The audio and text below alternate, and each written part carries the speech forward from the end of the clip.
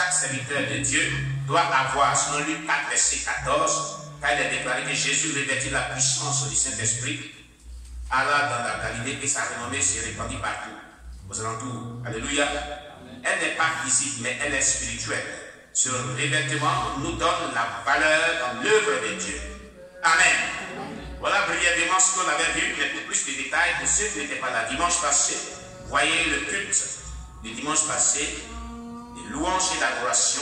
Nous avons parlé de tous les détails des grenades et des vêtements sacerdotaux du sacrificateur Aaron. Nous allons parler aujourd'hui du Christ souverain sacrificateur. Le Christ souverain sacrificateur comparé à Aaron, sacrificateur Aaron. Amen. Le sacrificateur Aaron était l'image du Christ souverain sacrificateur qui n'était pas encore venu. Donc de manière prophétique, le sacrificateur Aaron était en train d'annoncer en quelque sorte ce que Christ allait venir faire pour nous aujourd'hui. Amen. Depuis qu'il est venu sur la terre, son œuvre de la rédemption à la croix jusqu'à nos jours, comment Christ a vécu, comment il a exercé son ministère. C'est ce que le sacrificateur Aaron était en train d'annoncer de par sa vie, de par sa tenue, de par sa relation avec Dieu, de par sa fonction qu'il occupait. Amen. Nous avons fait une comparaison donc, entre Aaron, souverain sacrificateur d'Israël, et Christ, notre souverain sacrificateur, qui est le souverain sacrificateur de l'Église en général, le corps de Christ. Amen. Nous prenons donc Hébreux 9, versets 11 à 14 dans la Bible. Hébreux chapitre 9, versets 11 à 14.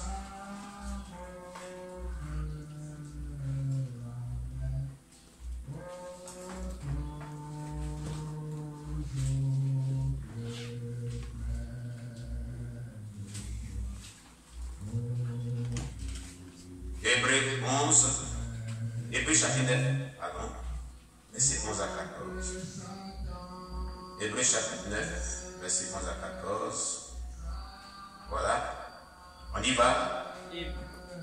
Hébreux chapitre 9, verset 11 à 14.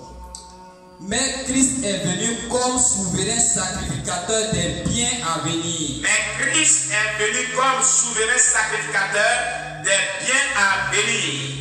Il a traversé le tabernacle plus grand et plus parfait. Il a traversé le tabernacle plus grand et plus parfait. Qui n'est pas construit de main d'homme. Qui n'est pas construit de main d'homme. C'est-à-dire. Qui n'est pas de cette création. Qui n'est pas de cette création. Et il est entré une fois pour toutes dans le lieu très saint. Et il est entré une fois pour toutes dans le lieu très saint. Non avec le sang des boucs et des veaux. Non avec le sang des boucs et des veaux. Mais avec son propre sang. Ayant obtenu une rédemption éternelle. Amen. Jusqu'au verset 14. Car si le sang des taureaux et des boucs. Et la cendre d'une vache. Répandue sur ceux qui sont souillés. Sanctifie et procure la pureté de la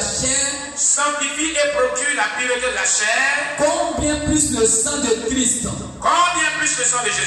Qui par un esprit éternel. S'est offert lui-même sans tâche à Dieu. Purifiera-t-il votre conscience des œuvres mortes? Afin que vous serviez le Dieu vivant. Amen. Amen. Vous avez vu ici. Le sacrificateur Aaron, le peuple juif venait le voir lorsqu'ils avaient commis des fautes, lorsqu'ils avaient commis des péchés pour des sacrifices. Afin que ces sacrifices de culpabilité, sacrifices d'action de grâce, sacrifices de péché quelconque, ils puissent être faits afin de les purifier par le sang des boucs, le sang des agneaux, le sang des bœufs et taureaux. Amen. À l'époque, c'était comme cela. Mais depuis l'avènement de Christ, et Jésus-Christ venant sur la terre est mort à la croix, la Bible nous dit, dans le verset 13 à 14, car si le sang des taureaux et des boucs et la cendre d'une vache répandue sur ceux qui sont souillés sanctifie et procure la pureté de la chair, plus le sang de Christ, qui par un esprit éternel s'est offert lui-même sans tâche à Dieu, purifiera-t-il votre conscience des œuvres mortes, afin que vous serviez le Dieu vivant.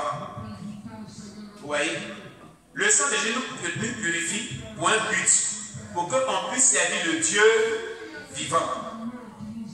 Nos chrétiens doivent le savoir. Quand tu dis Seigneur, sanctifie-moi par ton sang, de tout péché, de toute iniquité, de toute impureté, c'est pour un but. C'est pour que tu puisses servir le Dieu vivant, déclare ce texte biblique. Dieu ne nous a pas enlevés dans la vie païenne, vous nous envoyez dans la vie chrétienne, afin qu'on soit sanctifié par son sang pour ne pas le servir. Alléluia. Comprends que Dieu t'a enlevé de la mondanité pour t'envoyer au christianisme et te purifier chaque jour par son sang pour que tu sois utile pour son œuvre, pour que tu puisses le servir convenablement comme la Bible dit. Chaque jour tu es là, Seigneur, pardonne-moi les péchés, pardonne-moi de tous mes péchés, de toutes mes iniquités, de toutes mes transgressions. Sanctifie-moi, purifie-moi de tout péché, lave-moi de toute iniquité. Mais ce n'est pas en vain. Dieu te dit ce matin, il te sanctifie afin que tu puisses le servir. C'est pas ce que le texte dit. C'est pas ce que le texte dit. Mais tu te sanctifies à le sang de Jésus. Est-ce que tu le sais? Comment tu le sais? Est-ce qu'après qu'il t'ait purifié, t'ait sanctifié, tu te mets à le servir? Examine-toi toi-même pour voir si tu le sais. Depuis longtemps, tu utilises son sang pour te sanctifier. Tu utilises son sang pour te purifier. Mais pose-toi la question. Est-ce qu'après t'être sanctifié, purifié, tu sais Dieu? Parce qu'il a dit dans ce texte que le but pour lequel on est sanctifié par le sang de Jésus, c'est pour le servir. Relis le dernier verset, le verset 14. Relis ça très bien. Relis le verset 13 à 14. Et puis on comprend encore. Hébreux chapitre 9, verset 13 à 14. Hébreux chapitre 9, verset 13 à 14. Car si le sang des taureaux et des boucs, et la cendre d'une vache, répandue sur ceux qui sont souillés. Point. On va attendre d'abord. Le but pour lequel les gens viennent des sacrifices des taureaux et des vaches, et les taureaux, les boucs et le sang la cendre des vaches, c'était pour purifier ceux qui s'étaient souillés de par leur péché. Parce que quand un membre du peuple de Dieu s'est souillé, il faut que ce dernier-là soit sanctifié, soit purifié, avant de rentrer dans l'assemblée. Ce qui symbolise que toi, en tant qu'enfant de Dieu de nos jours, quand tu examines ta vie, que tu sais que tu as fait quelque chose de mauvais, avant que tu viennes dans la présence de Dieu, rentre dans ta chambre, fléchis, demande d'abord pardon à Dieu et demande à Dieu de te sanctifier avant de venir dans sa présence. Est-ce que nous prenons de telles dispositions? Prenons-nous de telles dispositions avant de venir dans la présence de Dieu? La Bible nous dit ici que le sang des boucs de taureaux et la sang des vaches étaient répandus dans un but pour sanctifier ceux qui étaient souillés. Mais qu'est-ce qui les avait souillés? Les mauvaises conduites, les mauvais caractères, les mauvais comportements, les différents types de péchés qu'ils avaient commis. C'est ça qui les avait souillés.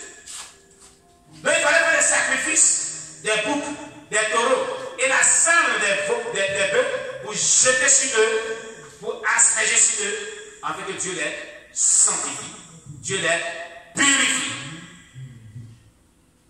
Amen, amen. Alléluia. Amen.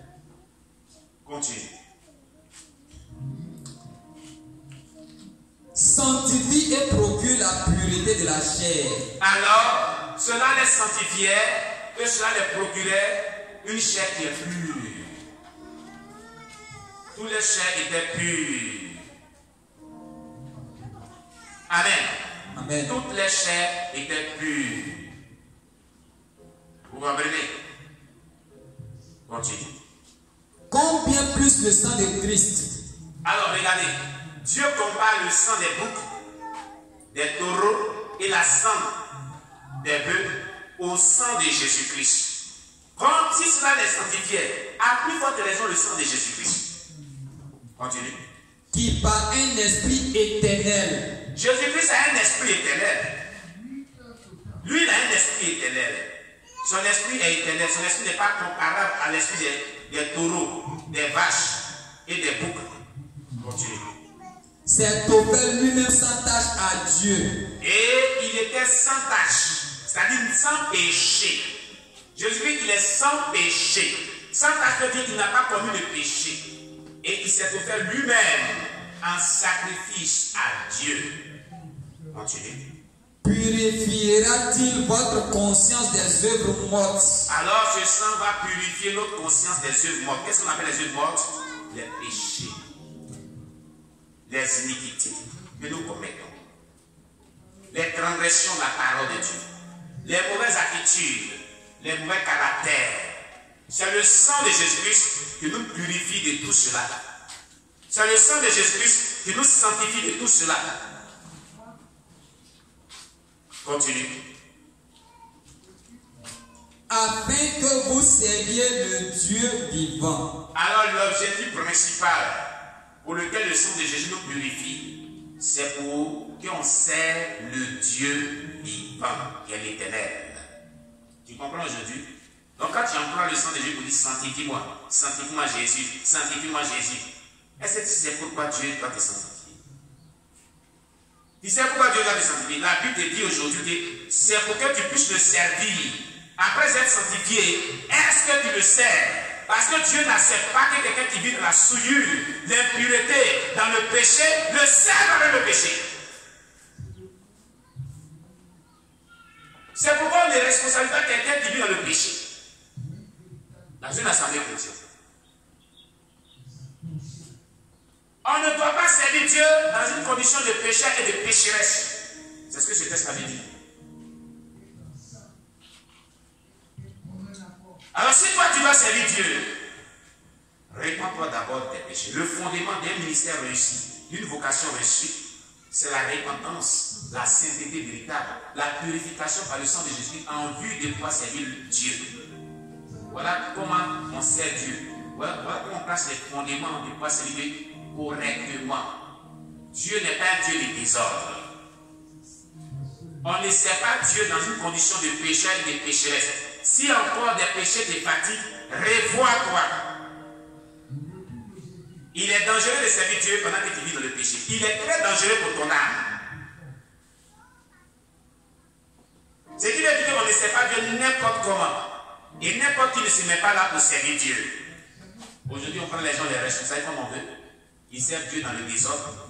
Des diacres qui sont dans la fornication, pas des d'autres qui sont diacres ou des diacres, on ne sait pas. Parce que mon ami pasteur Niaoulé ne vit plus avec qui on les appelle des diacres. Au lieu des diacres. Ils sont des diacres. Il dit ne les appelez pas les diacres parce qu'ils ne remplissent pas les conditions, ils sont des diacres au milieu de nous. Vous comprenez? Amen. Pourquoi est-ce que toi tu es responsable de la trésorerie de l'église? Tu es diacre, diaconesse, ancien, responsable des jeunes, responsable des femmes. Et c'est toi qui es toujours dans le péché. Tu comprends? Est-ce que tu as conscience de ce qui est dit ici? Dieu te purifie par ce sang. C'est pour que tu puisses le servir. C'est pour dire que non, on ne le sert pas avec un péché, avec la souillure, avec l'impureté. Dieu refuse qu'on le sert avec le péché qui engendre la souillure. Dieu refuse cela. Église, écoute-moi bien. Église, écoute la parole du Seigneur. Tu ne dois pas servir Dieu dans un péché quelconque. Tu ne dois pas servir Dieu étant souillé. Que la crainte de Dieu envahit ton cœur au point de mener une bonne relation avec Dieu. Ne sois pas dans l'impureté pour servir Dieu, qui est le péché. Sans confession, sans repentance absolue, sans sanctification par le sang, ne te mets pas à servir Dieu. Tu pèches doublement contre Dieu. Qu'est-ce que je vais dire? Tu pèches doublement contre Dieu. Tu comprends? Tu es là péché doublement contre Dieu. Aujourd'hui, on a un type de chrétiens aujourd'hui, type de pasteurs aujourd'hui, type de responsables aujourd'hui, qui sont insensibles au péché. Et ça, c'est très dangereux pour le corps de Christ. Ils se plaisent dans cette vie de péché et ils servent Dieu. Et ils souillent le corps de Christ. Et Dieu n'en veut pas. Nous sommes dans les derniers temps. Christ est à la porte. Il ne veut pas des serviteurs, des servants qui sont dans le péché qui le servent. Dieu n'en veut pas. Écoutez, c'est parce que Dieu n'en veut pas qu'il en parle ici.